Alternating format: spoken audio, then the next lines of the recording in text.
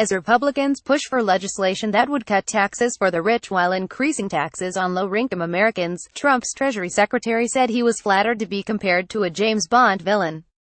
Steve Mnuchin, a multimillionaire former Goldman Sachs banker, said he had no idea that a photograph of him and his wife posing with a sheet of newly printed money would go viral this week.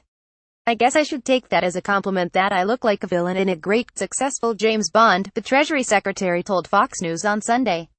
Mnuchin had invited his wife to join him for what is usually a routine photo opportunity of a Treasury Secretary examining currency being printed with his signature. But the image from Wednesday's event became an internet sensation. In the picture, Mnuchin and his wife, Louise Linton, a Scottish actor, smile at the camera while holding a sheet of $1 bills. Linton wore an all-black outfit, complete with a pair of long black leather gloves, and smiled archly at the camera, while Mnuchin beamed. Joseph Wiseman as Dr. No in the 1962 James Bond film. Photograph Ronald Grant Mnuchin said he was very excited to have his signature on American money, calling it a great privilege and a great honor.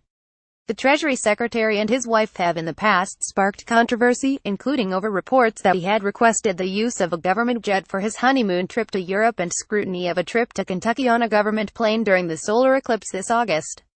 When a commenter on Linton's Instagram feed this summer suggested it was inappropriate of her to post a photograph of herself on an official trip and tag the expensive designer brands she was wearing, Linton lashed out in the comments section. "Lol. Have you given more to the economy than me and my husband either as an individual earner in taxes or in self-sacrifice to your country," Linton wrote. "I'm pretty sure we paid more taxes toward our day trip than you did. Pretty sure the amount we sacrifice per year is a lot more than you'd be willing to sacrifice if the choice was yours." Linton later apologized, calling her post and her response to criticism inappropriate and highly insensitive.